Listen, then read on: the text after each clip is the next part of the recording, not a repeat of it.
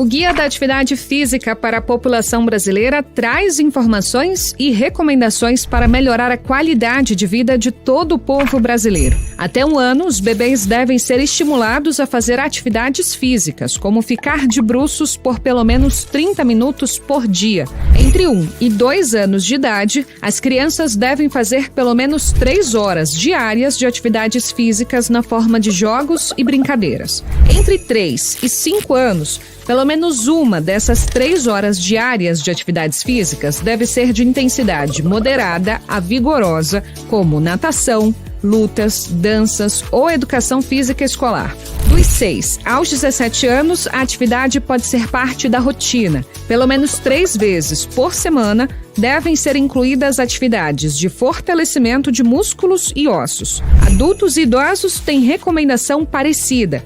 Pelo menos 150 minutos de atividade física por semana, ou 75 minutos de atividades vigorosas. Para adultos, atividades de fortalecimento de músculos e ossos ao menos 2 vezes por semana são muito importantes. Para idosos, a rotina deve incluir atividades de fortalecimento e equilíbrio de 2 a 3 vezes por semana, em dias alternados. Isso contribuirá para prevenir quedas. Quanto mais cedo a atividade física se torna um hábito, mais benefícios para a saúde. O Guia de Atividade Física para a População Brasileira também traz informações para gestantes, pessoas com deficiência e educação física escolar. Para ver o guia completo, acesse o site do Ministério da Saúde ou consulte a Biblioteca Virtual da Saúde.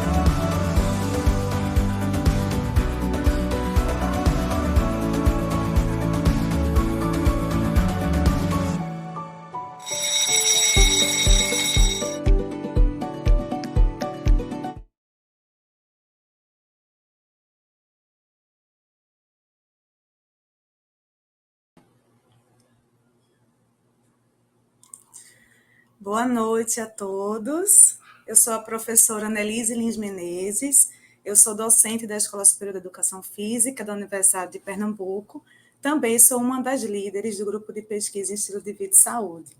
Hoje eu tenho o prazer de mediar o 21º Diálogo Virtual com o tema Lutas e Qualidade de Vida, o caminho para o bem-estar. Esse projeto ele faz parte de uma ação do GPES chamada Comunicação e Saúde, a qual tem outros projetos, sendo que todos os projetos têm o objetivo de promover a divulgação e o conhecimento científico sobre estilos de vida e saúde, de uma forma simples, objetiva, tanto para profissionais como estudantes da área e a sociedade em geral. Agora sim, agora eu tenho o prazer de apresentar o nosso palestrante de hoje, o professor e mestre Murilo Gominho Antunes Correia Júnior. O professor possui graduação em Educação Física, bacharelado e licenciatura pela Faculdade de Tecnologia, Gestão e Marketing, IBGM. Ele é especialista em avaliação da performance humana pela Universidade de Pernambuco e atualmente o professor é doutorando da Universidade de Pernambuco, realizando pesquisas na área de atividade física e saúde. Além do currículo, eu gostaria de apresentar outras informações interessantes sobre o professor Gominho. Primeiro, ele afirma que as lutas entraram na sua vida desde cedo com o judô, né? Em 2002, na cidade de Garanhuns, né, Gominho? De lá para cá, são 22 anos de amor dedicando-se às lutas. Graças ao judô, o professor teve diversas oportunidades de viajar o mundo e também de se tornar um profissional da educação física. Veja só, ele afirma que através do judô, ele percebeu que as lutas são as modalidades individuais mais coletivas que existem, eu concordo, porque sem um parceiro a gente não consegue treinar. Esses pontos fizeram ele perceber a importância do senso de grupo, respeito e de se pôr no lugar do próximo, tendo em vista que todos que praticam artes marciais não praticam necessariamente por motivos de competição. Então, muito obrigado, professor, por aceitar o nosso convite e fique à vontade para iniciar a sua fala, tá bom?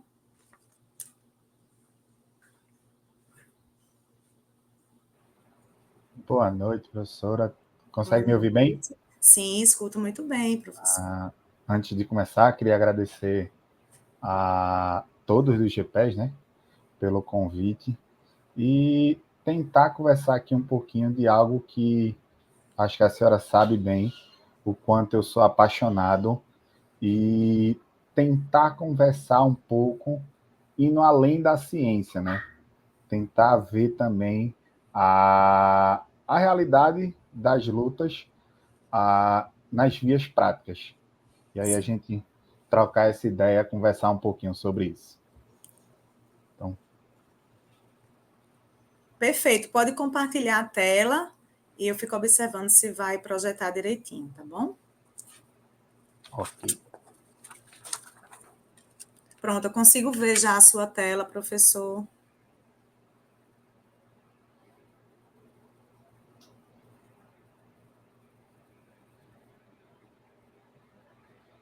Podemos ir?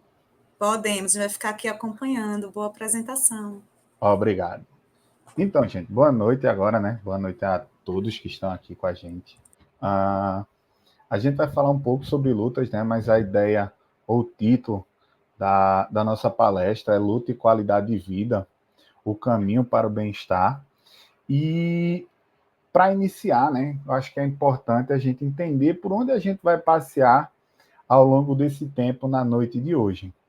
Então, para que a gente entenda o caminho que se passa para que nós venhamos a chegar na qualidade de vida, no que a luta se tornou, é importante a gente voltar um pouco no início da história das lutas e tentar entender o que são lutas, o que são artes marciais, esporte de combate, sistema de defesa pessoal.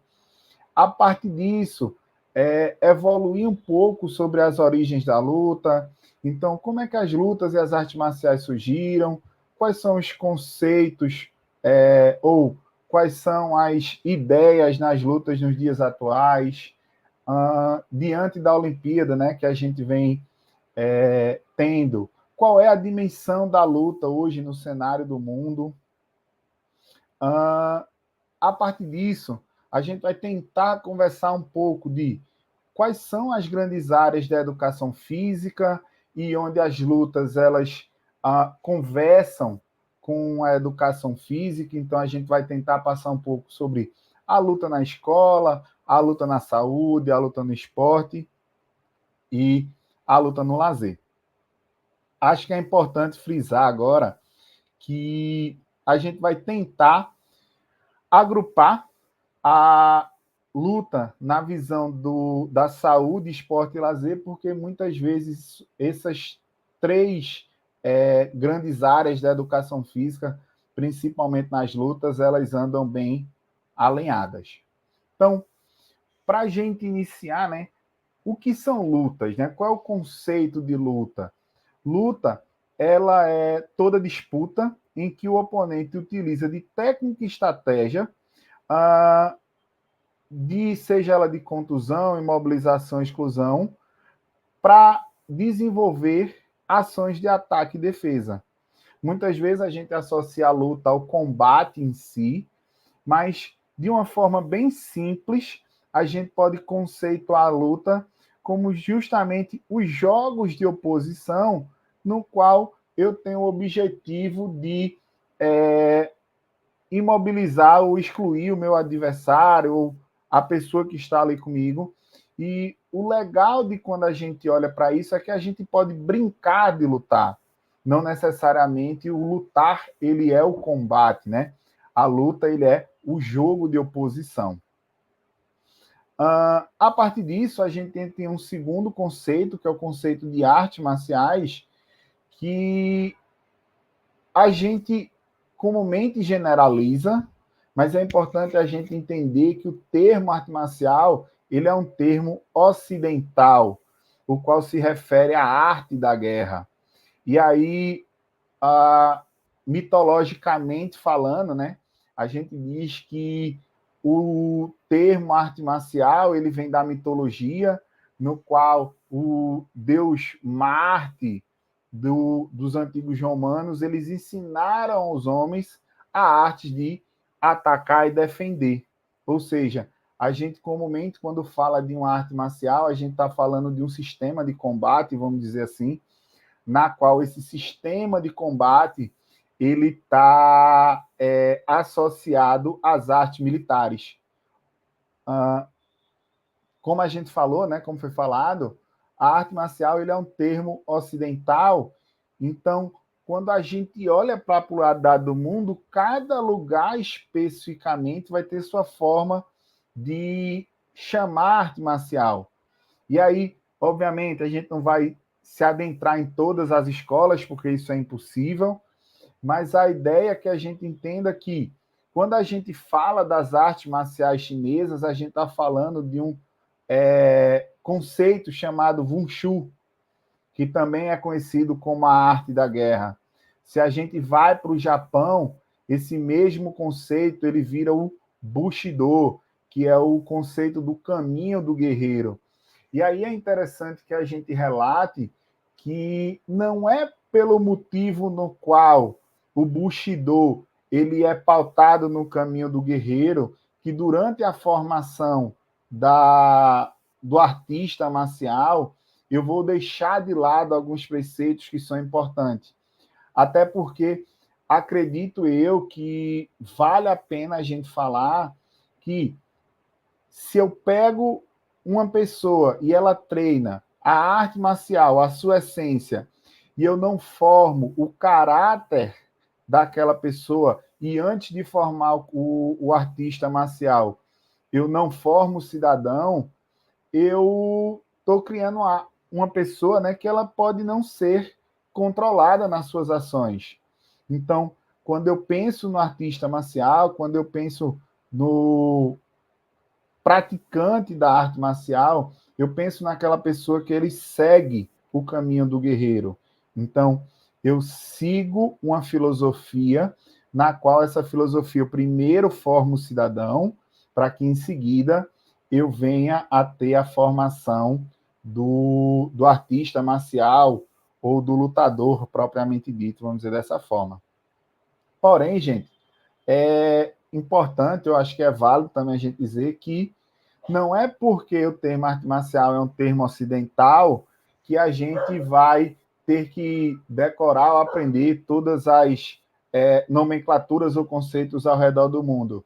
Mas é interessante que a gente saiba que cada conceito, cada país, na verdade, ou cada região, ele tem o seu conceito e esse conceito ele revela muito daquela sociedade. Até porque quando a gente fala no conceito da luta, a gente está falando num fenômeno no qual ele expressa muito a história de um povo. E aí a gente vai conversar isso um pouquinho mais para frente. Um outro conceito que é interessante que a gente venha a trazer é o conceito de sistema de defesa pessoal, no qual o conceito de sistema de defesa pessoal ele é baseado em um sistema desenvolvido por grandes mestres. Então, eu já tenho um grande mestre, uma determinada modalidade, e ele começa a sistematizar aquilo pensando na defesa, seja da própria pessoa, seja de terceiros. Ou seja, o sistema de defesa pessoal ele vai ser conceituado como técnicas e estratégias para proteger-se em situação de perigo, o qual o foco é a defesa pessoal, seja ele a minha defesa ou a defesa de terceiros. E o último conceito é o esporte de combate, no qual o esporte de combate ele é marcado por esse esporte de contato com fins competitivos, onde dois ou mais combatentes, né, a depender da modalidade esportiva, eles lutam um contra o outro utilizando certas regras em um ambiente controlado, com o objetivo de simular um combate corpo a corpo verdadeiro. E apesar dessas grandes diferenças de conceitos, é importante a gente entender que, independente da forma que eu vá praticar a luta, seja ela enquanto arte marcial, enquanto sistema de defesa de combate e esporte de combate, a gente deve pregar pela filosofia da luta. E aí a gente vai conversar isso um pouquinho mais para frente. Beleza, a gente entendeu os conceitos e aí a gente começa a evoluir um pouco, né? Então, quando é que as lutas surgem, né? Se a gente for olhar ou tentar datar, é impossível a gente ter uma data específica ou marco dizendo assim, ó, as lutas elas surgiram nesse determinado momento. Até porque quando a gente fala em luta, a gente fala em algo que ela é inerente ao ser humano desde a sua origem. A luta, ela está ligada ao ser humano desde o momento em que o ser humano se tornou humano. Por quê? A gente precisava da luta para se defender, a gente precisava da luta para sobreviver, para comer. Então, os seres humanos se juntavam para caçar, a gente está falando lá na nossa origem mesmo, e, além disso, já se sabe que a luta ela está inerente a cultos religiosos desde a origem da humanidade. Porém, quando a gente fala no conceito dessas lutas mais modernas, vamos dizer assim, eu acredito que seja importante a gente dividir o mundo em dois lados, o lado oriental e o lado ocidental, tendo em vista que o fenômeno da luta ela acontece em vários lugares ao mesmo tempo. Até porque, como a gente acabou de falar, o fenômeno da luta ela está inteiramente ligado ao instinto de sobrevivência do ser humano. Quando a gente fala das lutas, a ideias orientais, o primeiro lugar que vem à cabeça da gente é a China, né? Então, o berço da luta no Oriente ela é a China.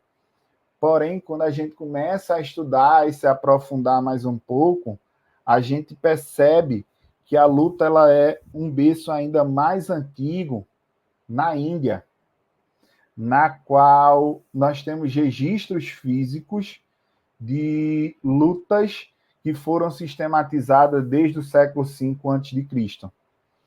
E o interessante é que esses registros eles mostram que eles estão inteiramente ligados a uma filosofia que muita gente vive até hoje, que é a filosofia do budismo. Então, os budistas indianos, eles começaram a sistematizar as lutas, e aí entendam sistematizar no sentido de organizar e não criar, para tornar o ensino dela algo mais fácil e que tivesse uma linha de raciocínio lógica. E aí, com a migração, obviamente, na região da Ásia, esse conceito de luta ela chega à China, e aí, obviamente, por ser um país, desde a sua origem, de caráter continental, essas lutas elas são distribuídas por toda a Ásia. Quando a gente fala no Ocidente, os primeiros relatos que a gente tem da luta de forma sistematizada, ela está ligada à Grécia. E aí, os primeiros relatos que a gente tem o primeiro relato lá do Pancrácio. Pancrácio, que era uma luta militarizada, né? A luta do exército grego, vamos dizer assim, e esse Pancrácio, ele era dividido na parte de contato em relação a socos e chutes, cabeçadas e afins, a parte de projeção e a parte de solo. O interessante da gente entender é que o pancrácio ele é um ponto de partida para diversas outras artes marciais que vão ser difundidas ao longo dos Jogos Olímpicos. E aí, uma das fases que a gente está passando agora. Alguns autores eles relatam, né, que o pancrácio ele é o antecessor do que hoje é o wrestling, né, que é a luta greco-romana e a luta estilo livre. E há alguns autores que, até pela característica da modalidade, de ter a parte de soco e chute, quedas e finalização, dizerem que o pancrácio é o pai do MMA moderno. E nessa origem de evolução, os Jogos Olímpicos eles se tornam muito importantes. E aí, algum tempo depois, na Itália, a luta ela se torna literalmente um entretenimento. E aí a gente tem como grande exemplo a ideia de espetáculo, literalmente. E aí a gente tem um exemplo, a marcação do Coliseu. Porém, a luta nessa ideia, ela ainda está muito pautada no sobreviver. Então, quando é que a luta ela começa a mudar essa perspectiva de vida em relação ao sobreviver? Ela vai surgir justamente no Japão, por volta do século XIX, onde as artes marciais elas começam a ganhar uma característica mais moderna. E aí, quando a gente fala numa característica mais moderna, a gente começa a pensar em uma arte marcial que é muito além do sobreviver. É a arte marcial enquanto um estilo de vida. Então, uma pessoa que ele é responsável para essa mudança é o Sensei Jigoro Kano, o Shihan Jigoro Kano, que é o criador do judô, no qual o sensei ele começa a perceber que as artes marciais elas têm uma cultura de o mais forte sempre vai vencer. E aí ele, como um praticante na época de jiu-jitsu, ele começa a ver que nem sempre eu tenho que ter algo que o mais forte vença. E aí ele cria o judô pautado em 3 princípios. Princípio da suavidade, prosperidade e benefício mútuo, e o princípio do ceder para vencer. E com essa visão, Jigoro Kano ele começa a mudar um cenário, tá? Entendam que isso foi um processo longínquo de mudança, porém, essa ideia de que hoje o principal adversário que eu tenho nas lutas não é mais o outro. O principal adversário que eu tenho nas lutas sou eu mesmo.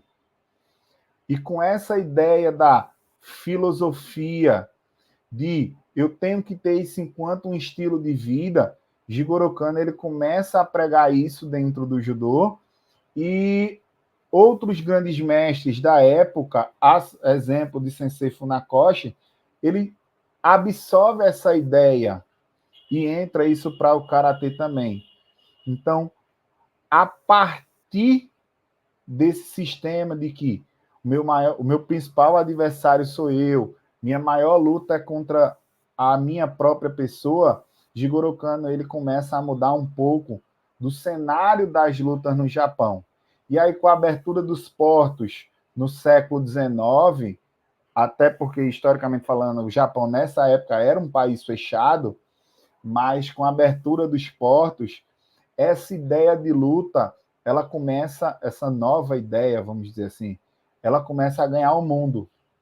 E aí, por ela ganhar o mundo,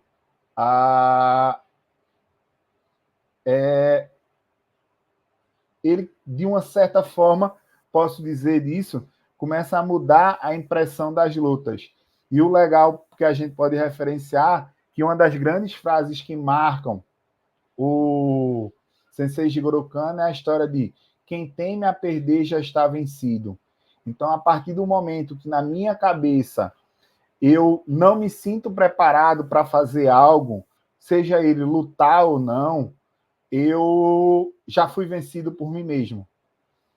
Um ponto legal também que Jigoro Kano ele traz e mostra essa evolução na linha de raciocínio das lutas, mesmo que ainda de forma inicial, é que Jigoro Kano ele se dizia contra as competições. O esporte ele tem que ser vivido para você. Porém, como os diversos praticantes queriam a competição, ele, por ser um ser democrático, ele aceitava e difundia o esporte. A forma que ele não aceitava, mas era a forma que todos queriam.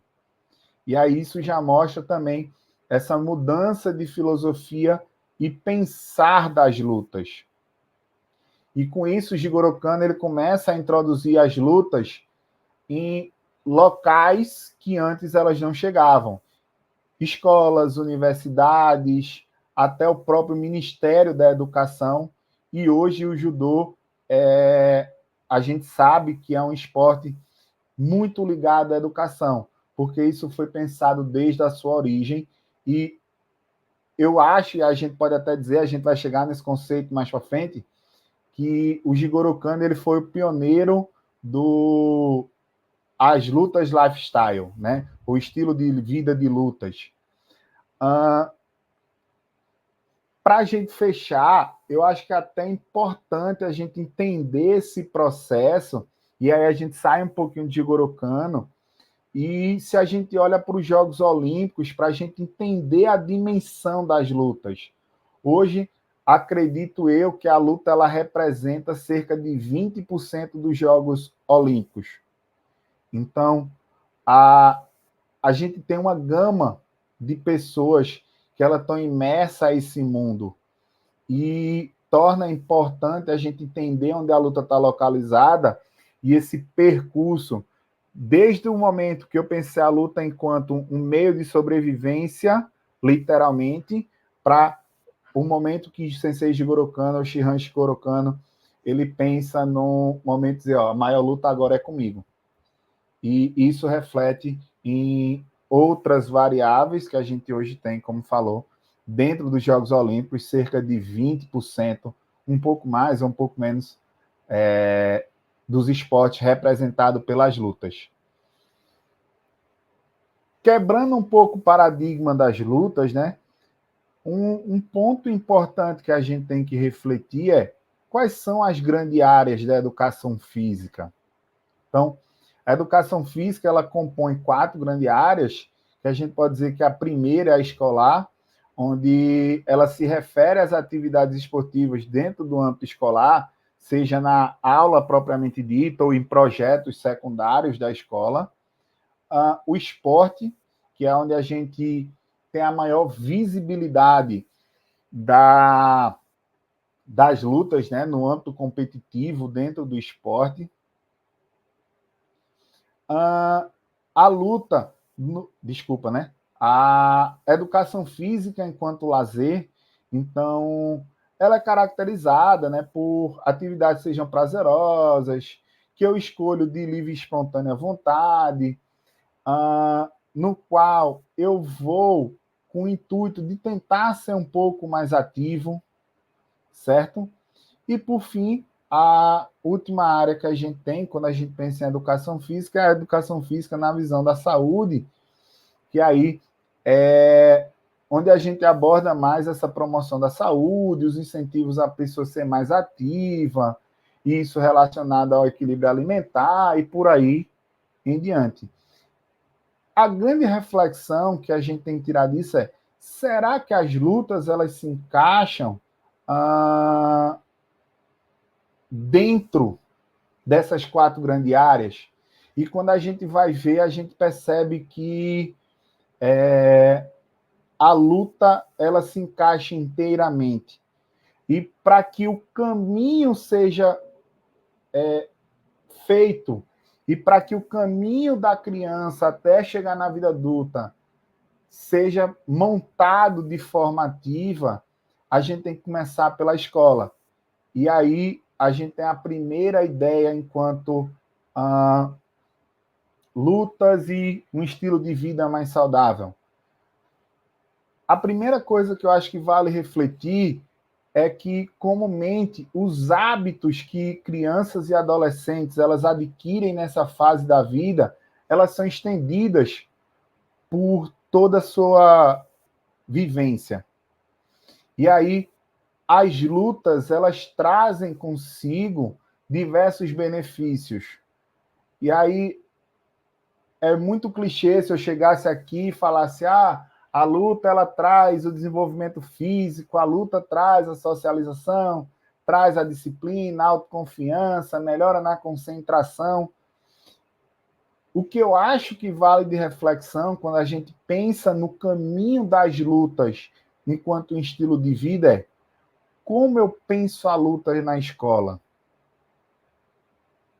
Como é que eu tenho que olhar para as lutas e dizer, poxa, eu consigo inserir isso dentro da minha aula. E aí, a minha ideia aqui com vocês é um pouco da gente refletir sobre isso, né? Então, a primeira coisa que eu acredito que a gente tem que fazer quando a gente pensa nas lutas dentro da escola é, eu preciso adaptar a luta àquilo que eu quero fazer com o meu aluno. Primeira coisa, a luta, a professora até disse, né, que eu tenho para mim que a luta é o esporte mais é o esporte individual mais coletivo que existe. Então, eu acredito, enquanto professor, eu não tenho que saber ou ser um faixa preta de uma determinada luta para eu inserir a luta no estilo de vida dos meus adolescentes ou das minhas crianças dentro da escola. Mas eu preciso adaptar elas a algumas coisas importantes. E uma das adaptações que eu posso fazer é demanda de grupo. Mas, Murilo, se a gente for pensar dessa forma, como é que eu vou gerar uma demanda de grupo dentro da modalidade das lutas que, teoricamente, é individual? E aí a gente vai voltar um pouquinho no conceito, por isso que a gente foi resgatar os conceitos para conversar. Lembra, luta ela é caracterizada pela oposição. E aí, não necessariamente eu preciso ter uma oposição de forma de contato. Mas eu posso simplesmente começar com minhas crianças, criar essa ideia de oposição. E aí, um grande exemplo que eu acho que eu posso fazer, e eu acho bem legal, é o cabo de guerra. O cabo de guerra, para mim, é uma luta, porque eu tenho dois grupos em oposição, no qual eu vou utilizar de técnica e estratégia para tentar trazer os amiguinhos do outro lado da corda para o meu lado do campo de jogo. E aí, dentro do cabo de guerra, eu tenho algumas considerações a levar. Quem é o aluno que ele é mais forte? Ele vai ficar na frente ou ele vai ficar atrás?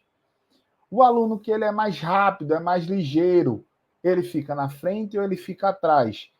Então, quando eu vou demandando essas determinadas ações do grupo, e o grupo precisa pensar, eu estou fazendo a luta, mas não necessariamente eu estou fazendo luta com o contato. Uma outra adaptação que a gente pode vislumbrar nesse conceito é variar as formas das lutas. Um exemplo legal que eu acredito que a gente pode refletir a lutas com o uso de implemento é justamente a gente utilizar macarrão para brincar de esgrima. Ou posso usar o macarrão e um pedaço de ou papelão ou de isopor para que a gente brinque com essa ação de ataque e defesa utilizando de técnicas e estratégias. E não necessariamente eu estou gerando um combate com contato, mas sim com o uso de um implemento. Porém, eu acredito que nesse processo é interessante que o professor ele tenha sempre bem estabelecido regras claras para que ele garanta a segurança durante a aula. E ainda durante esse processo, um outro elemento que é de extrema importância das lutas é a valorização da cultura de origem. E aí a gente pode dizer que o contexto cultural das lutas é muito importante. E isso interliga literalmente a tolerância e o respeito. Porque a partir do momento que eu começo a criar o contexto do meu aluno, que aquela luta ela demarca a história de um povo, a exemplo da capoeira, que tem uma demarcação histórica fora do comum, eu começo a respeitar a capoeira. E aqueles ditos preconceitos que existiam, eles já não vão existir mais, porque eu sei de onde aquilo ali veio, eu sei para que aquilo ali veio. E aí o contexto cultural se torna importante. E naturalmente eu vou gerando uma demanda de tolerância e respeito. E aí um grande exemplo, mais uma vez os Jogos Olímpicos, foi a disputa de bronze de Larissa Pimenta e a italiana, onde a italiana ela perde a medalha e aí ela poderia sair com raiva, estressada, e ela vai até a adversária dela, que está aos prantos por medalhar, e fala, né, que uma mensagem na qual tocou muito a Larissa, e mostra que quando a luta ela bem trabalhada de berço, eu crio a tolerância e o respeito. E isso é o que a gente chama de filosofia das lutas, ou a luta lifestyle.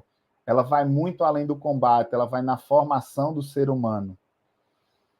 E a partir do momento que eu consigo, vamos dizer de forma mais simples, manusear esses elementos dentro das minhas aulas na escola, eu acredito e eu percebo, e aí já é uma vivência mais prática, que comumente esse adolescente e essa criança, eles levam isso durante a vida.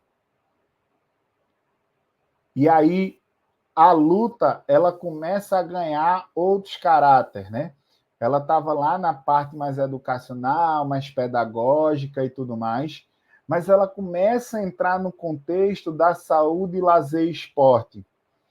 E aí, mais uma vez, eu acho que seria retórico eu estar aqui falando que as lutas elas trazem benefícios em relação ao exercício físico, disciplina, concentração e fortalecimento muscular.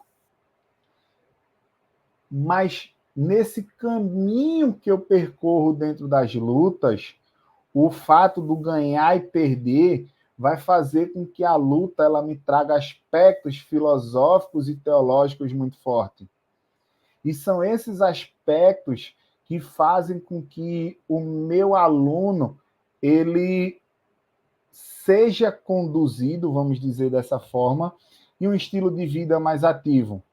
Então, a luta ela tem a capacidade de, muitas vezes, equilibrar a mente e o corpo.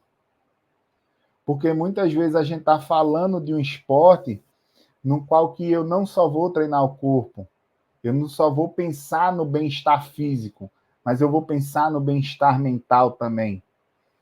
E eu brinco muitas vezes que eu, quando estou de cabeça cheia, eu vou para o tatame, apanho, eu saio dolorido, mas saio de cabeça leve.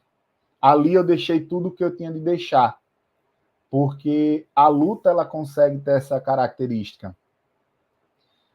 Dessa mesma forma, a hierarquia das lutas, ela mostra ou cria um senso de respeito e humildade. Não é porque eu sou faixa preta que eu tenho que pegar o guri lá, que é, sei lá, faixa azul, faixa laranja, faixa verde, e descer a porrada. Não. a luta enquanto um caminho para o bem-estar, ela vai dizer assim, ó, tu tem que jogar o jogo de acordo com o teu adversário. Então, como a gente disse, né? Jigoro Kano, ele falou, prosperidade e benefício mútuo. Não adianta eu querer evoluir a qualquer custo e passar por cima dos meus adversários ou dos meus colegas de treino. Porque a partir do momento que aquela pessoa que empresta o corpo, vamos dizer dessa forma, para treinar comigo, eu machuco ela, a gente está começando a perder o respeito por aquilo. E o que a luta prega ao longo do seu caminho de bem-estar é: você vai respeitar todos aqueles que tiverem no seu tatame. E o fato de ganhar ou perder é relativo. Porém, a gente está falando isso muito no contexto de saúde e lazer. E durante essa trajetória do que a gente está falando, a gente fecha com uma ideia da luta, e aí, mais uma vez, a gente traz o termo dor, que é o termo do caminho, que vai muito além de técnica. Ele busca o autodesenvolvimento, a compreensão do quem sou eu, o que eu estou fazendo e como eu posso melhorar aquele ambiente que eu estou inserido. O verdadeiro conceito da luta é isso. E aí, com isso, eu consigo ter um caminho em um estado mais saudável, vamos dizer assim. Porque a luta, ela me propicia essa ideia de o caminho é todo mundo se ajudar. E aí eu vou dar um exemplo, assim, é legal, mas o exemplo é meu, é que a luta enquanto estilo de vida, ela está muito interligada à pessoa. E isso é algo que a gente tem que ter alguns cuidados, vamos dizer dessa forma. Por que eu digo isso? Há pouco mais de um ano eu comecei a praticar jiu-jitsu. E aí, durante o treino de jiu-jitsu, eu fui por saúde, porque eu precisava fazer uma atividade, não estava conseguindo treinar judô. E aí, aquela atividade que eu fui por saúde foi uma atividade que virou o meu lazer. Então, todo momento que eu posso, eu estou dentro do tatame. E isso começou a me acender a luz do que a gente chama o jiu-jitsu lifestyle, ou as lutas lifestyle. E aí, nesse um ano, aconteceram algumas coisas que eu fiz. Poxa, isso é que é o verdadeiro lifestyle, né? O estilo de vida das lutas. Um dos exemplos legais é que uma vez a gente estava treinando e chegou um colega de treino e ficou lá sentado, só conversando. Aí a gente, pô, bicho, tu não vai treinar, não? Aí ele fez, vou não. Eu fiz, e tu, o que é que tu tá fazendo aquele? Cara, eu ia fazer exame médico, aí era caminho passar por aqui, mas por mais que eu não treinasse, eu vim aqui ver vocês treinar, porque o que eu puder ajudar, eu ajudo. Aí eu fiz, poxa, meu irmão, o cara podia estar em qualquer outro lugar, o cara podia estar fazendo o que fosse, ou podia estar até lá, na fila para fazer o exame, mas ele preferiu vir aqui ajudar a gente para ir. Então, isso começou a me acender o verdadeiro, o estilo de vida das lutas. Então, esse benefício que vai muito além da saúde física, ela vai para a saúde mental. Mas é importante a gente ter cuidado nesse processo, porque o que era saúde e lazer, mais recentemente, quem convive mais próximo, eu fui lutar 2 competições. Lutei um campeonato em Natal, lutei agora a segunda fase do campeonato pernambucano. E no meio das lutas você é inserido na esportivização. E muitas vezes você é induzido àquele ambiente sem nem perceber que está sendo levado a ele. E aí, nesse momento, que acende algumas luzinhas amarelas. Por quê? atleta, ele não é sinônimo de saúde. Estou falando atleta no conceito da palavra, o cara que vive daquilo. Então, esse caminhar para o esporte começou a me acender algumas luzes. De dizer assim, ó, beleza, eu faço por lazer, eu faço por saúde, faço porque aquilo ali me faz extremamente bem, porém eu tenho que ter que tomar alguns cuidados. E enquanto hoje praticante de jiu-jitsu e professor de judô, eu tenho que pensar que essa condução ela pode me fazer cometer alguns atos que eu começo a perder esse lifestyle, ou seja, esse estilo de vida dentro das lutas. E uma das coisas que eu posso me induzir é o corte de peso. Porque eu começo a gostar daquilo, não tomo cuidado durante o processo, e o que vai acontecer é que eu acabo entrando em lugares que não são saudáveis, vamos dizer dessa forma. E um dos grandes exemplos que a gente tem é o corte de peso. Aqui são alguns exemplos de efeitos colaterais que eu tenho desse corte de peso.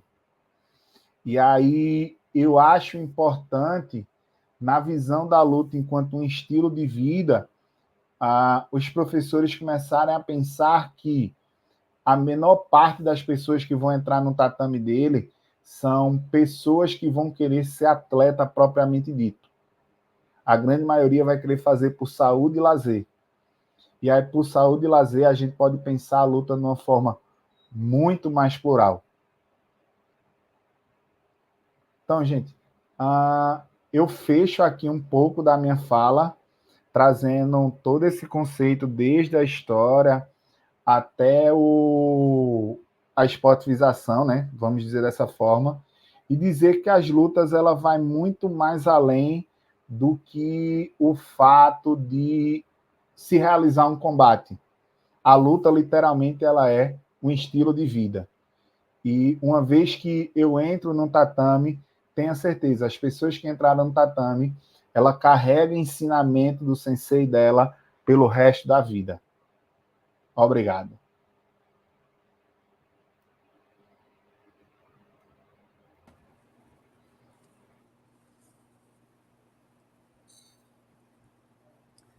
Muito boa apresentação, muito obrigado, professor. Você pode finalizar a apresentação, ela está aparecendo ainda aí na tela. E esse momento a gente vai abrir para algumas perguntas. Então, durante a sua apresentação, houveram parabéns no chat, também algumas perguntas. Eu posso, inclusive, trazer algumas aqui. Eu acho que enquanto eu vou buscando algumas perguntas, eu queria trazer essa reflexão, Gominho, que você falou muito bem do estilo de vida. Então, as lutas, claro que as outras modalidades vão ter, né, claro, um princípio ético, um código de ética, mas na luta você tem isso muito vivo. E eu anotei algumas coisas aqui durante a sua fala sobre esse equilíbrio mente e corpo. Se a gente pensar nessas práticas corporais asiáticas, a gente tem a busca da longevidade, né? O autodesenvolvimento da saúde, isso envolve a gente pensar, por exemplo, em atitudes positivas para a saúde. Então, se a gente pensar nessa temática, lutas e qualidade de vida, né? O estilo de vida e o autodesenvolvimento da saúde, essa busca pela longevidade, que é tão forte e importante, principalmente nas artes marciais asiáticas, a gente tem, por exemplo, a busca de uma alimentação saudável. O lutador, claro que ele tem claro para ele que condutas que vão, por exemplo, de uso de droga, de álcool, essas condutas de não higienização do corpo, elas são muitas vezes combatidas, a adoção de um estilo de vida saudável, a questão também da saúde mental, o meditar, o pensar nas suas atitudes de controle das emoções. Então, isso é muito forte nas lutas. Isso caracteriza esse estilo de vida. Eu, enquanto capoeirista, muitas vezes eu faço escolhas que a minha formação enquanto capoeirista, que também os princípios filosóficos da capoeira, como arte, vamos dizer assim, de cultura africana, também bebe na fonte hoje em dia, né, de princípios filosóficos também, de grandes líderes, senseis, mestres japoneses. Então, quando a gente pensa em se alimentar de forma saudável, quando a gente pensa, poxa, você vai entrar num prédio, então você pode subir de elevador, você pode subir de escada. Eu lembro que o meu mestre sempre dizia, você é capoeirista, você vai de escada. E assim, na capoeira, por exemplo, a gente tem muito forte essa questão da nossa interação com a natureza. Então, de um modo geral, esse autodesenvolvimento da saúde, da qualidade de vida, nos ajuda também a conviver em sociedade, nos ajuda a melhorar a nossa qualidade de vida, mas também conviver com a sociedade. Então, isso é uma coisa que eu acho importante da gente trazer, nesse cuidado do corpo, enfim, a busca por isso. Não é nem que a gente tenha, mas como você falou, a gente começa a praticar uma arte marcial, a gente começa a buscar isso, porque a gente começa a perceber que esses princípios éticos, filosóficos, eles fazem sentido. Às vezes a gente não conseguia observar isso, mas eles começam a fazer sentido, e não é porque é embutido na prática, mas é porque os seus praticantes, costumeiramente, eles alimentam esses princípios, que isso é importante, que a gente tem que continuar zelando por atitudes, enfim, os princípios da arte marcial, por atitudes em relação ao corpo, física e mental. Então, essa é a questão que eu queria frisar. Né? As lutas, só para finalizar, a gente tem não só essa questão da qualidade de vida, dos princípios filosóficos das lutas, mas a gente também tem a valorização da luta, por exemplo, no Guia de Atividade Física e Saúde, que no início a gente passou aqui um pouquinho na vinheta, e a luta, veja que avanço a gente tem. Então, você promover no Guia de Atividade Física para a população brasileira, sugerir que a luta, a capoeira, ela é uma oportunidade de lazer ativo, claro que isso está relacionado à qualidade de vida, não é? Então, deixa eu trazer aqui algumas perguntas que o pessoal colocou aqui no chat. Professor, eu acredito que se incluirmos a prática da luta na cultura de um país, poderemos modificar o estilo de vida ao longo da vida, promovendo saúde. Outra pergunta. Você saberia dizer se existem estudos voltados a analisar esse aspecto a longo prazo, então essa questão cultural numa sociedade, se isso traz repercussões positivas?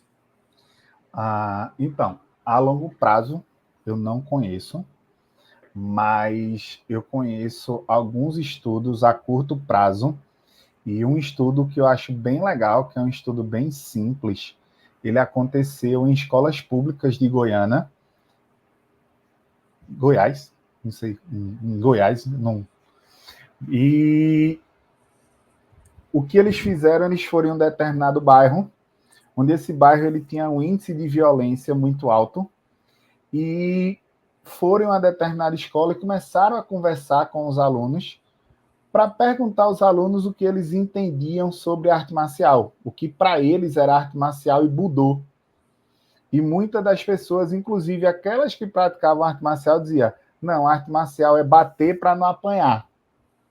E aí, dentro da aula de educação física, eles começaram a implementar conceitos filosóficos, conceitos históricos, toda essa linha de que o combate em si da luta é a última coisa que a gente vai pensar, mas existe todo um processo.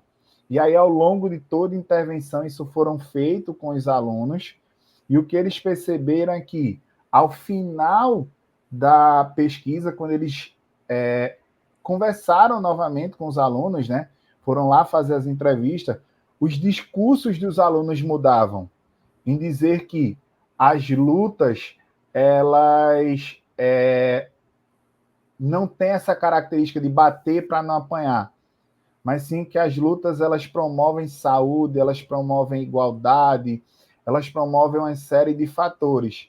E eles começaram, durante a pesquisa, já perto do final, perceber que o cenário daquela região começou a mudar, partindo dos alunos que levavam isso para casa.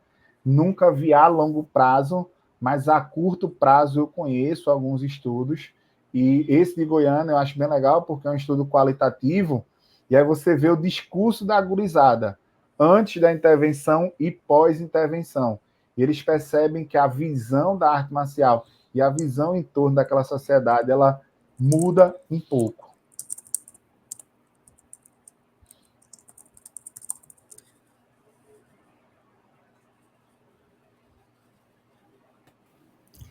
Temos mais uma pergunta do professor Denis Foster.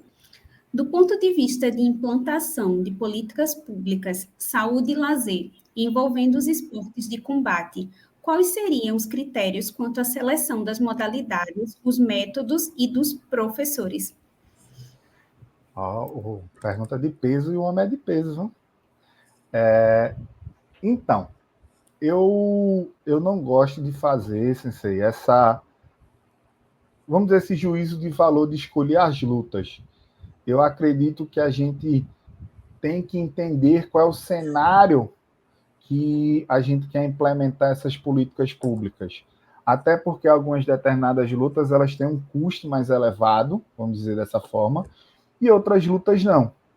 Mas se eu posso responder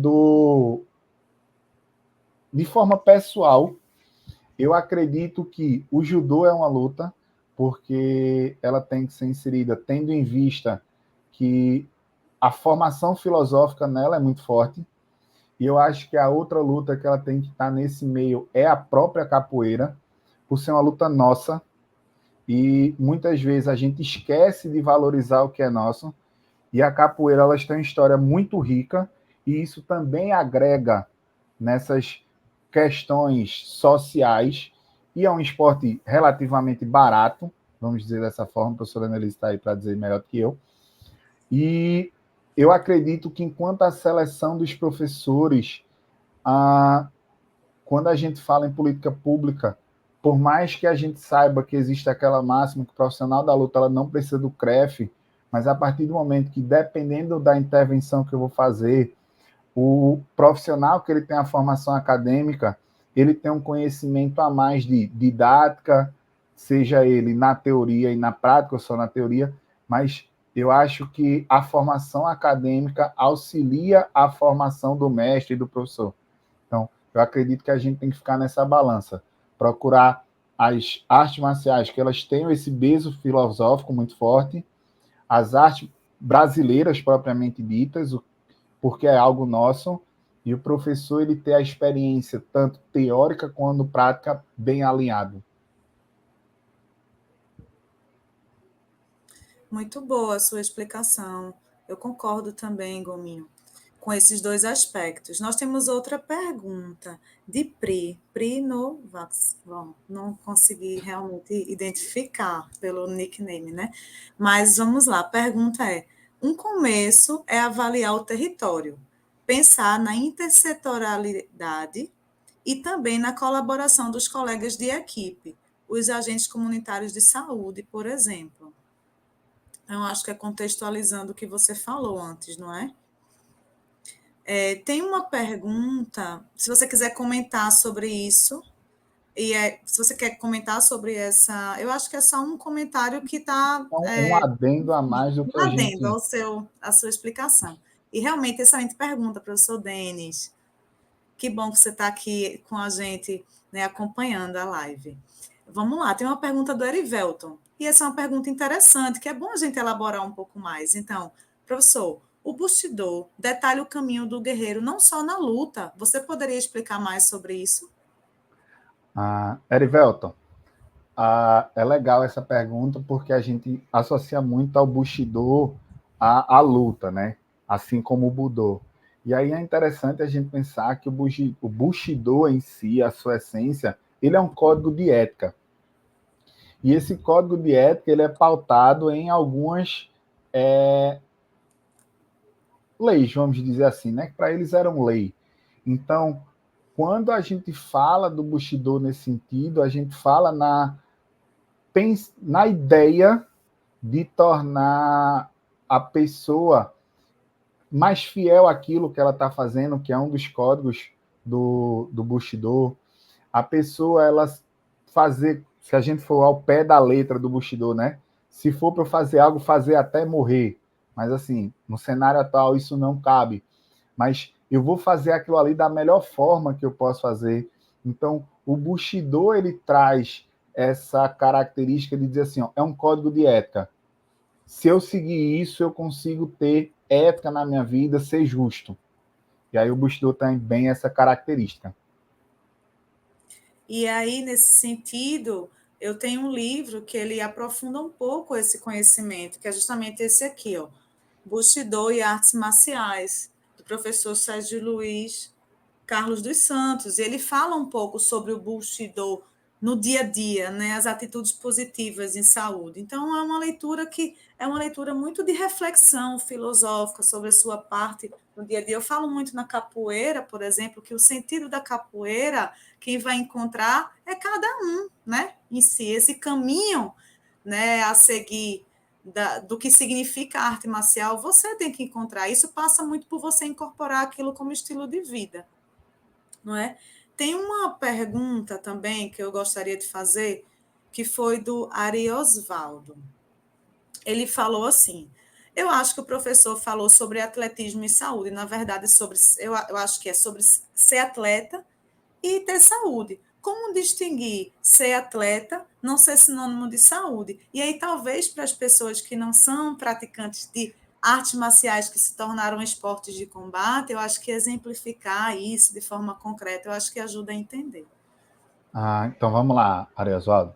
Quando a gente fala que o atleta ele não é o sinônimo de saúde, o que eu quero dizer aqui, o atleta ele vai até o extremo final para ganhar. E aí, literalmente, como a gente até mostrei, né? Recentemente eu fui lutar em Natal e um amigo meu ele tomou uma chave de braço. A Annelise até conhece, Gibinho. Todo mundo começou a gritar: bate, bate, bate, o braço vai quebrar. E o que ele fez? Não bateu. Ele ia quebrar o braço, mas ele não cedia a posição. Se a gente for pensar numa linha lógica, isso não é saudável. E aí, nesse mesmo exemplo, sábado eu fui lutar na condição, o cara me raspou, cai por baixo, ele botou o cotovelo na minha bochecha e começou a fazer peso. Quando eu comecei a cortar a boca, eu fiz: eu não vou sair daqui, falta 1 minuto, é melhor desistir. Porque eu prefiro não me machucar, porque, literalmente, assim, eu não sou um atleta, eu faço aquilo ali por lazer. E o atleta, ele tem essa característica. E aí eu super entendo, de levar até a última instância para a vitória. E aí isso se reflete em diversos outros exemplos. O corte de peso. Você vê atleta cortando aí 15, 12, 10 quilos para lutar e afins, né? Então, eu acredito que essa é a forma mais plausível da gente observar quando a gente diz assim: o atleta ele não é sinônimo de saúde. Ele vai levar o corpo dele ao extremo para vencer.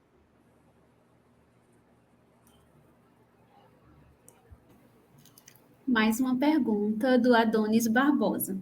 Professor, como a participação de atletas idosos nas competições esportivas pode influenciar a percepção pública sobre a longevidade e a capacidade física na terceira idade? Continua.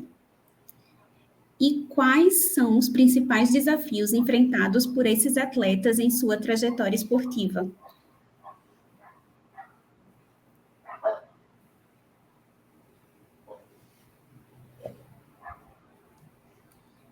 Agora a Adonis foi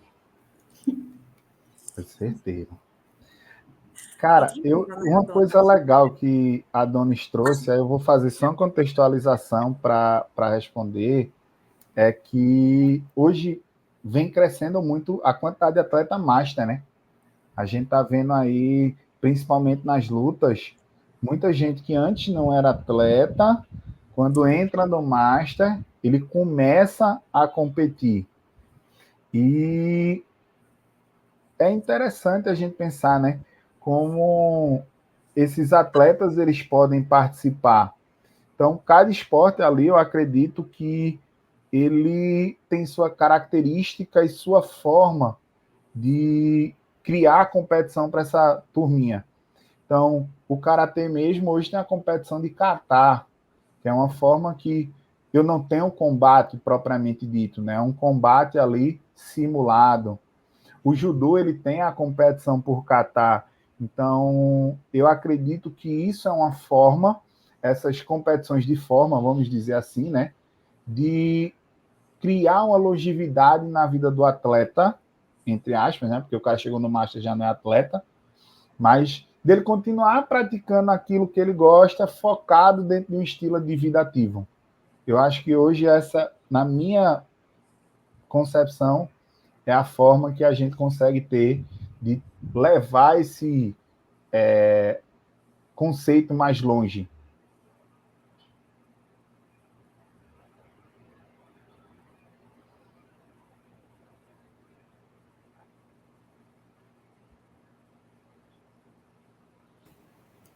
Mais uma pergunta do Dr. Gustavo Aires de Arruda.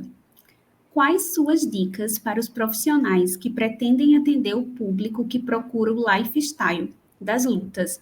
Exemplo, avaliação física. Existem muitas escolas que visam atender esse segmento do mercado? Então, professor, eu acredito que a grande dica que eu posso dar é, primeiro, a escola, ela tem, a escola, entenda a escola de luta, tá? O dojo lá. Ela tem que entender qual é o público que ela quer trabalhar. E eu acho isso de extrema importância. E aí eu dou um exemplo, mais uma vez, de onde eu treino. Onde eu treino, o foco é competição. Então, você vai para o tatame de 10, vai ter um ou dois ali que não vai competir. Mas para a galera, ou as pessoas que pretendem trabalhar com lifestyle, né, ou a luta de uma forma mais tranquila, eu acredito que a grande coisa que a gente tem que ter enquanto profissional é qual é o público que eu vou trabalhar. Poxa, eu vou trabalhar com um cara que ele faz luta porque ele gosta, por lazer, para o lifestyle dele. Então, eu acredito que um serviço personalizado seja mais interessante. E aí, quando eu digo serviço personalizado, é turmas menores, onde ele consiga acompanhar mais próximo, onde esse intuito de competição ele seja mais reduzido. Então, eu acredito que isso é a primeira resposta. Enquanto se existem muitas, sendo honesto, no meu ponto de vista, eu acredito que muitas dizem fazer rendimento ou fazer competição, enquanto não fazem. E poucas são aquelas que batem no peito e fazem, não, a gente faz tal modalidade esportiva para o lazer.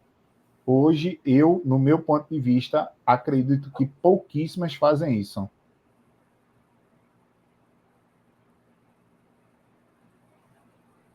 Muito bem. Gominho, tem mais uma pergunta aqui que vai de acordo um pouquinho com o que você iniciou falando do público e tudo. Quais conselhos e dicas para pessoas que querem começar a praticar lutas, artes marciais mais velhas? Já que muito se fala em iniciação nas lutas para crianças. Como se daria para pessoas mais velhas, então? Lia, eu acredito que a primeira coisa que a gente tem que fazer é procurar aquilo que eu gosto. Aí eu vou dar um exemplo prático para a gente começar a vislumbrar isso. Eu gosto muito da luta de grappling. Então, eu gosto muito da luta agarrada. Então, se eu fosse iniciar nesse momento, eu não iria procurar uma luta como boxe, uma luta como Muay Thai, que são lutas que elas predominam o toque ou a percussão, né? Então, acredito que a primeira coisa que a gente tem que pensar é o que é que eu gosto? Se eu for pensar na luta, eu gosto da luta mais agarrada ou eu gosto da luta solta? Ou eu nem gosto nem da luta agarrada nem da luta solta, eu gosto da luta distante, que aí eu tenho o uso de implemento. Então, eu acredito que o primeiro passo para a gente iniciar, a gente começa pensando naquilo que eu gosto. Porque quando eu começo a pensar dessa forma, é mais fácil eu achar a modalidade que eu melhor me adequo e depois que eu me adequo, eu seguir na modalidade.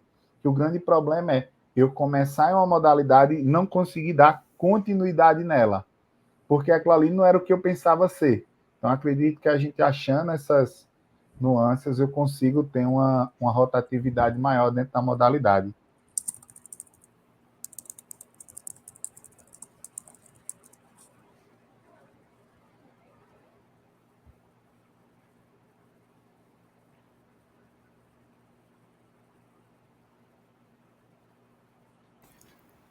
Mais uma pergunta do Denis Foster. Gominho, em sua opinião, o que falta ao judô para conquistar o lifestyle claramente absorvido no mercado pelo jiu-jitsu brasileiro? Para ser polêmico. Pode ser polêmico, professora. Eu acredito, professor, que assim, a gente tem que diminuir a competitividade dentro do judô. No meu ponto de vista, tá? Eu acredito que o judô hoje, ele dá status de atleta ou estrela muito cedo a uma criança, a um adolescente. E aí, ele desde novo vai criando essa cultura que ele é o melhor, ele é a estrela, ele é não sei o quê, é não sei o quê, é não sei o quê. E aí, eu acabo, ao invés de formar o artista marcial, vamos dizer, na plenitude, eu formo o cara que ele é bom em competição. E ele faz qualquer coisa para ganhar. Seja, inclusive, até machucar um colega de treino. Então, eu acredito que para o judô alcançar isso, a gente tem que olhar um pouquinho para trás na nossa história e dizer assim, ó, o judô ele parte do princípio que ele tem que ter prosperidade e benefício mútuo.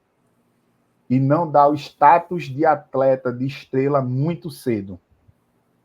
Que para mim é o grande problema hoje dentro do judô.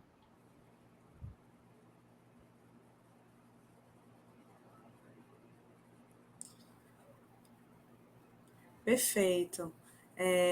Tem um comentário aqui, né, do Damião, que fala: concordo que o rendimento atlético não seja sinônimo de saúde, sobretudo quando leva a lesão. E isso, de fato, é uma realidade de muitas modalidades, não é? Vamos ver se nós temos algumas outras perguntas. Enquanto isso, só elogios, né? Eu fiz uma leitura, não é recente, mais ou menos recente, 2021, na época da pandemia, de um artigo da Frontiers in Sociology, que é justamente esse artigo aqui, ó. Depois eu posso colocar aqui, quando a gente editar no YouTube, que o título é assim: Cultivando a Saúde na Pedagogia das Artes Marciais e Esportes de Combate, em inglês, foi de 2021, publicação. Os professores Pedrini e Geni, que são professores das universidades italianas de esporte e educação física. E esse artigo, ele já começa falando que justamente com o advento da Covid, né, todas as questões de saúde ficaram muito em alta, e as práticas de saúde. E aí ele começa a apresentar justamente como é que a gente consegue trabalhar pedagogicamente esses princípios, né, de cuidado com você, de autocuidado a partir das artes marciais. É uma leitura importante, contemporânea, mas que já vem desde a nossa ancestralidade, mas eu acho que é muito importante. Eu acho que a gente poderia, talvez, tenham algumas outras perguntas, mas a gente poderia até discutir um pouco sobre isso, Gominho. Com o advento, né, da pandemia, quais as práticas em relação à conduta na arte marcial, ou a própria prática, treinamento a nível competitivo e não competitivo, que foram realizadas para aumentar a segurança e também a questão higiênica, porque a arte marcial ela é um esporte de contato direto. Então, vamos fracionar por parte, né? Eu gosto de dizer que, assim, o sensei, ele tem uma ligação muito forte, né? O professor de arte marcial, ele tem uma ligação muito forte com os alunos. E muitas vezes a gente é reflexo para eles.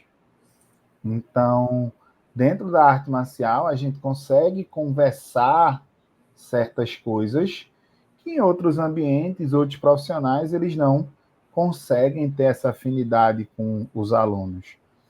E aí, com isso, eu acredito que essa cultura de higiene e cultura de alimentação saudável, a gente pode introduzir com a gurizada lá no tatame. E aí, nesse conceito, uma ideia legal que eu tenho, e aí é uma vivência prática, eu dava aula, e antes da minha aula tinha treino de ginástica.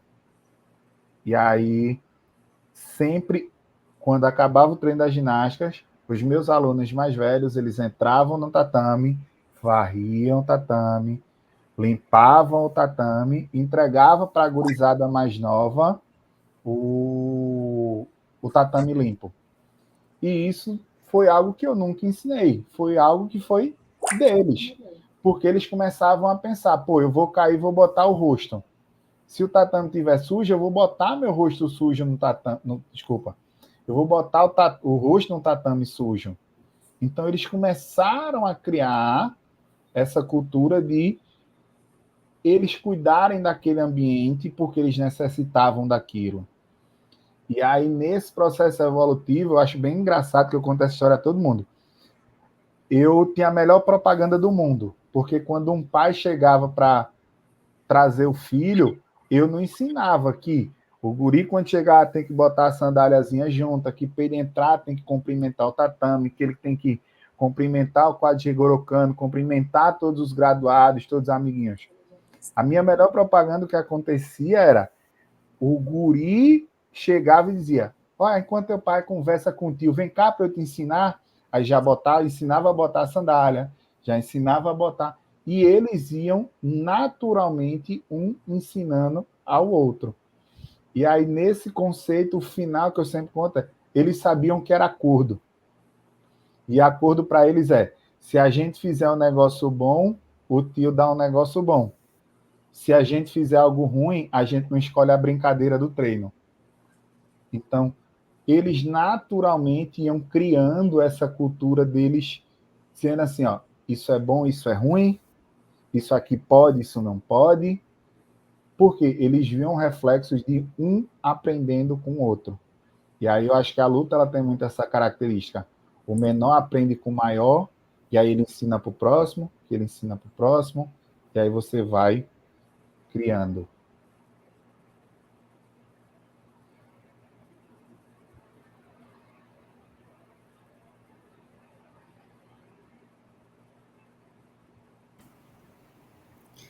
Temos mais uma pergunta do Emerson Oliveira.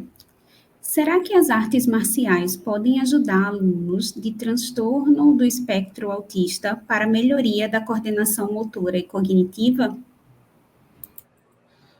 O Emerson, excelente pergunta, cara. Eu acho que é interessante a gente dizer que do começo da pandemia para cá, dentro do judô, tem crescido em passos largos essa introdução das crianças e adolescentes que têm TEA dentro da modalidade esportiva. E aí hoje a gente já tem, inclusive, alguns estabelecimentos nos quais, dentro da rotina dessa gurizada, eles têm lá a aula de judô. E aí, hoje vem crescendo muito essa ideia do judô inclusivo. Tem, inclusive, recentemente teve um curso, ou vamos dizer assim, vamos chamar de curso, que um dos temas das palestras foi justamente TEA e judô. O judô sendo uma ferramenta inclusiva para melhoria de diversas capacidades, não só motoras, mas de socialização e entre outras.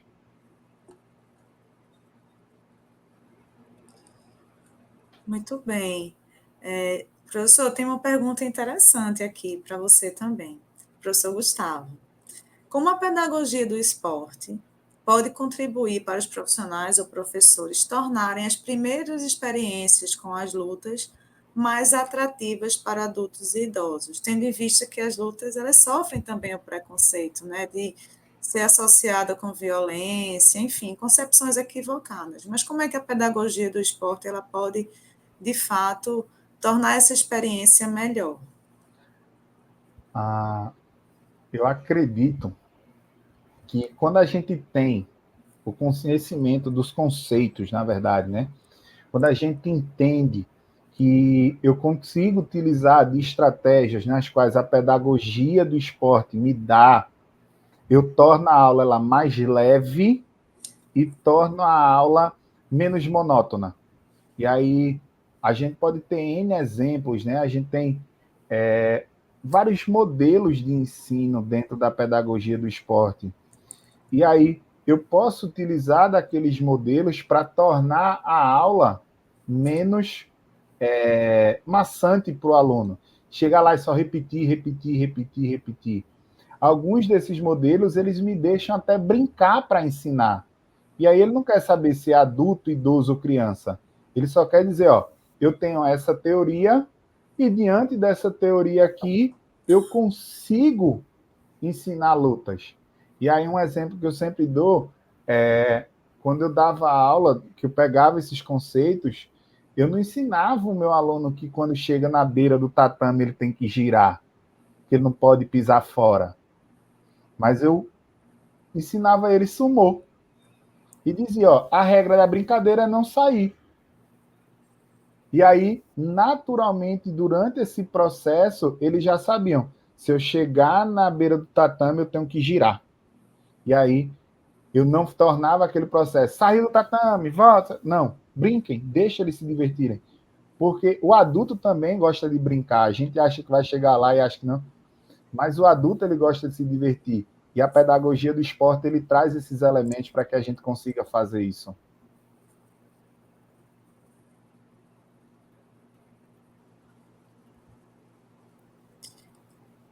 Certo.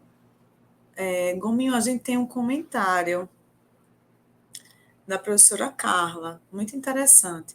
Sou professora da rede pública de São Paulo e Paraná. Em ambos, o preconceito para trabalhar com as artes marciais nos colégios é impressionante, mesmo nos dias atuais. A contextualização desse esporte é necessária sempre. E aí eu trago um adendo dizendo que muitas vezes pode ser entendido, né, que contextualizar que essa parte do, vamos dizer assim, do código de ética filosófico, enfim, ele é embutido nas artes marciais. Ele faz parte, mas se o professor, como você bem falou, né, professor Gominho, se o professor ele não incorporar, trazer exemplos vivos na sua prática, você não vai ter exatamente essa concordância do princípio e da prática do professor. Aí você pode comentar também, professor, sobre essa questão. Eu acredito nessa perspectiva que o melhor exemplo, a melhor contextualização é o exemplo. E muitas vezes eu gosto de mostrar que a pessoa está fazendo luta sem ela perceber que ela está lutando. Só o fato dela parar e refletir algumas coisas, ela está lutando. E aí eu sempre gosto de trazer essa ideia de tentar mostrar que eu consigo lutar sem o contato. E aí, dentro de rotinas de aula, pega um trecho ali da aula de educação física, tira 5 minutos, bota para ele fazer um jogo de oposição.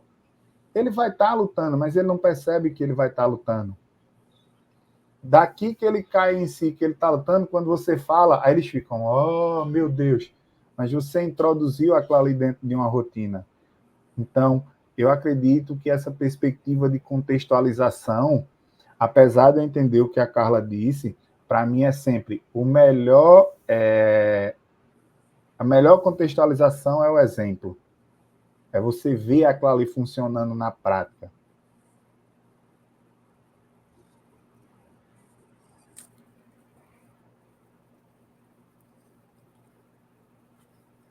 Muito bem.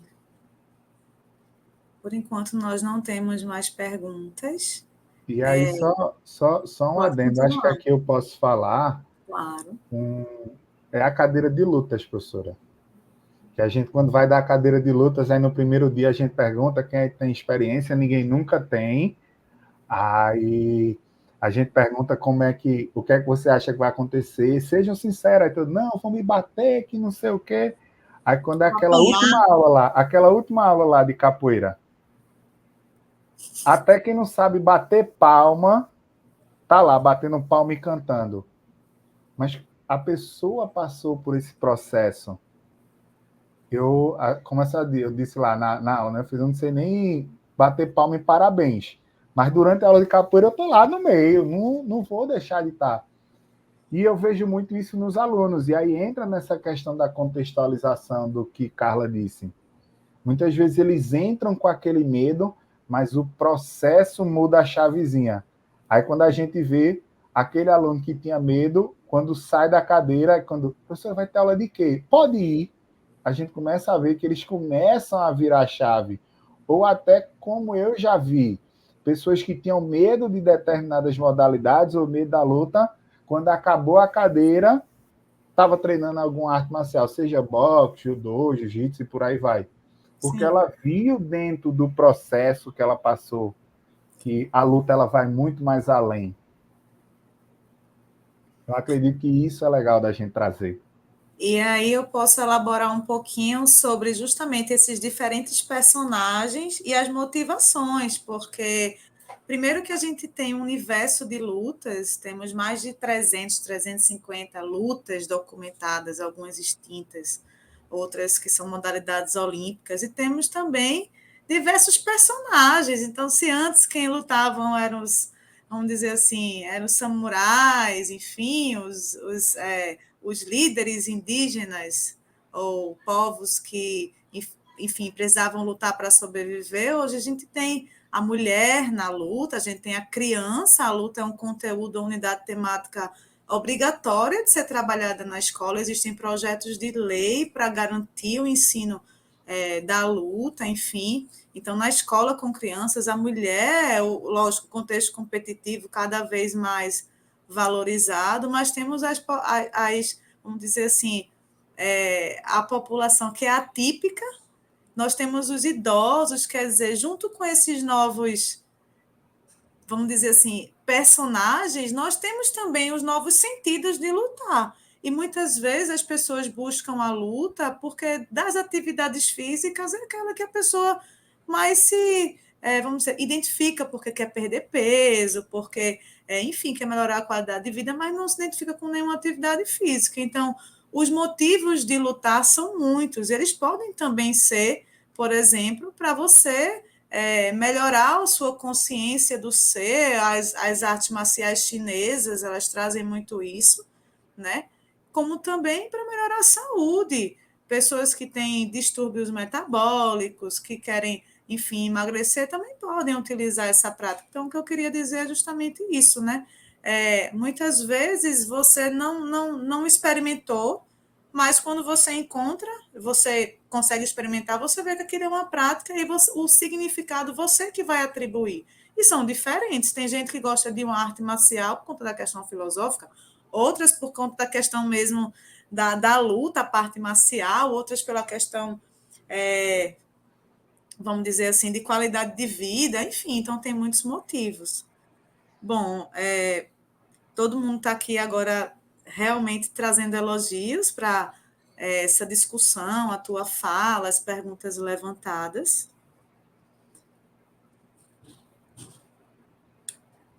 Com alguns comentários aqui, excelentes reflexões, professor, para a saúde mental, as artes marciais são excelentes. E, enfim, então eu acho que a gente já pode caminhar aqui para a finalização da nossa live hoje, né? Eu queria só passar a palavra agora para você, senhor professor, se você quiser fazer um fechamento, trazer alguma mensagem final de despedida, pode ficar à vontade. Na verdade, eu acho que queria agradecer pelo convite, poder estar aqui conversando.